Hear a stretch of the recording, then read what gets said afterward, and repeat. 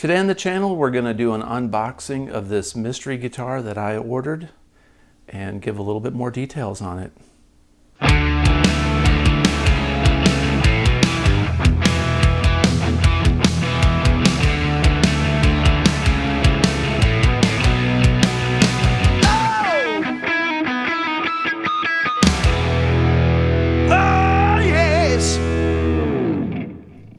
All right, everybody, here we are. I've got a really special guitar that I ordered from Guitar Center.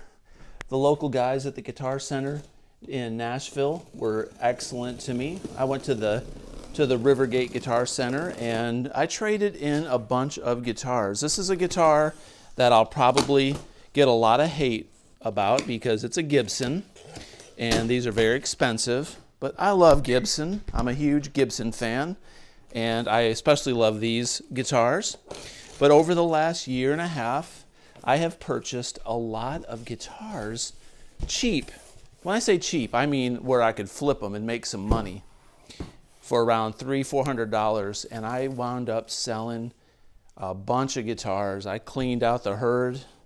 Nothing that I liked too much, but there was a lot of stuff that I got rid of, and I got rid of a few smaller amplifiers and got a really nice, humongous trade-in credit for this that made this possible. Otherwise, I would never, ever be able to buy something like this in my wildest dreams. So, hopefully this will retain some value, and if I ever want to sell it down the road, I'll get a pretty good price out of it. But I am super excited. I can't wait to show everybody. I hope that the top on this thing is nice. I hope that it's not broken. Everybody's talks about the headstock issue with Gibsons and things snapping in transit. So I gotta admit, that's always a concern. So let's see what we got here. Let's check it out. But I have been planning on doing this for quite some time. With my lesser expensive guitars I buy, if they don't resonate with me 100%, and I don't think I'll miss them, I just keep them in nice shape. I document them. I review them on the channel. I may play a few gigs with them.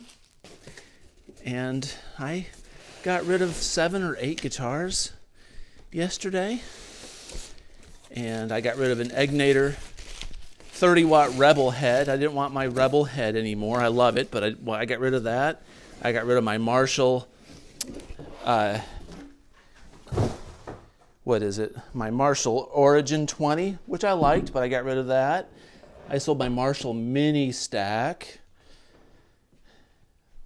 Got rid of a smaller Hughes and Kettner.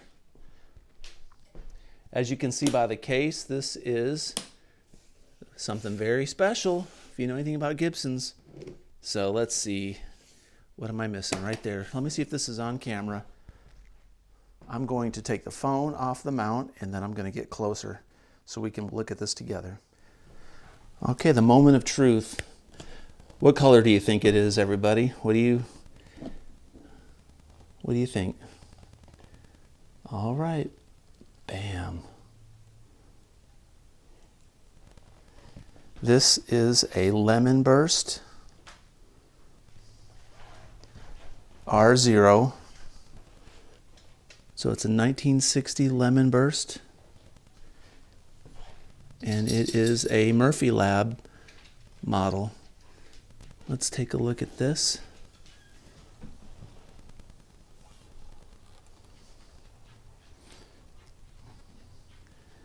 It has made it.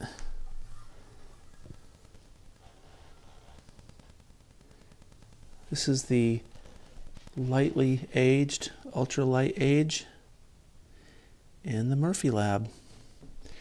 I love this Lemon Burst. The Lemon Burst is just so cool. And inside here, inside this compartment, we're going to have the Murphy Lab certificate of authenticity.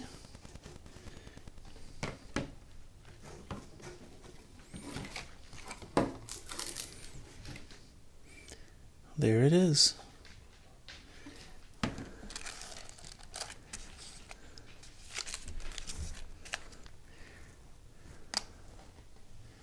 We take a look at the back side of it. There's the cover.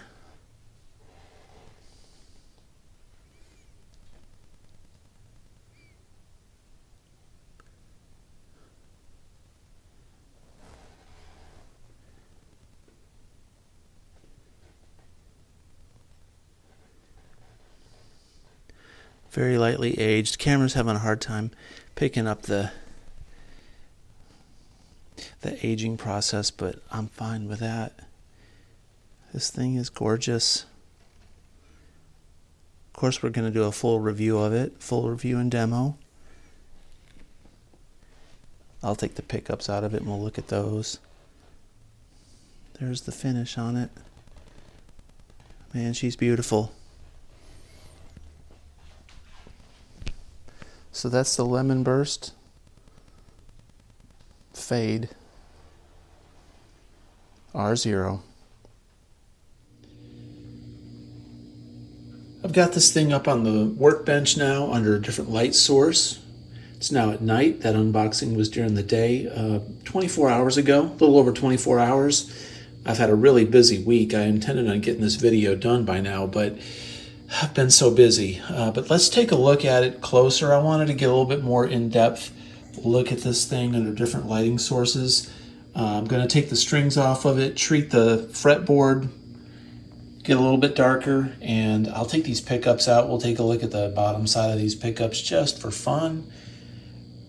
One nice thing, I've been able to play this guitar probably for about 3 hours over the last 24 hours, and I really love it. This thing breathes and sounds excellent. I love it just as much as my Tobacco Burst Murphy Lab. Do I think these guitars are overpriced? Yeah, I mean, I do. I really do. I think that they're, they ask a lot of money for these. You could buy a decent used car for what some of these go for, which is a little bit ridiculous. But do I think they sound better than any Les Paul that I've played? Yeah, I do. I think they're the best sounding Les Pauls that you can purchase. Not sure why that is. I don't know exactly if it's if it's the pickups, if it's the way they age the body, if it's a bunch of stuff. I don't know if it's the wiring, but these are hands down the nicest playing Les Pauls and the best sounding Les Pauls that I've had the pleasure of playing. I've never played a Murphy Lab that I didn't like. My camera's really not picking up the aging on these. I'm not sure why. It's just the light is so bright. I can see it with the naked eye. I just can't see it on the camera. Once in a while you catch a glimpse of it. Thought it was kind of neat how they put the 70th anniversary plate on it. And you can catch some of the cracking. I'll take the plates off. We'll look at the inside and we'll look at the pickups. So I'm going to take these strings off and then we'll take a peek at the bottom of these pickups. In an effort not to waste strings, I just loosen these strings up really, really loose so I wouldn't break them up at the tuning pegs. Here are the pickups. Let me see if I can show this clearly on the camera. I don't want to focus.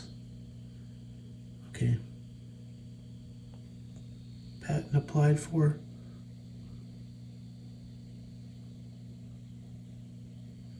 Alright, so these are PAFs.